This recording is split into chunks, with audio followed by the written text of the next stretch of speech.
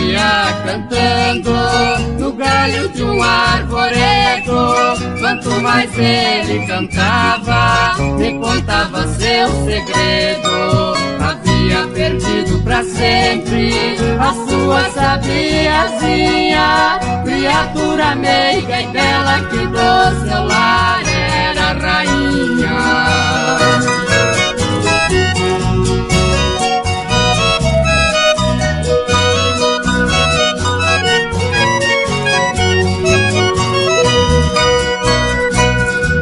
Ouvindo seu triste cantar, dedilhei minha viola, pois ele me fez lembrar de alguém que foi embora, me deixando aqui sozinho.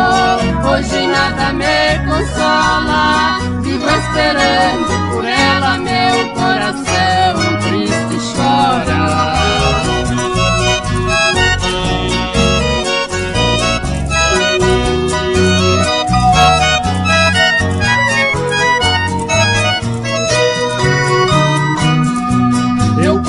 Minha vida com a desse passarinho que vive no mundo a vagar, procurando seu benzinho. Entre nossos dois destinos existe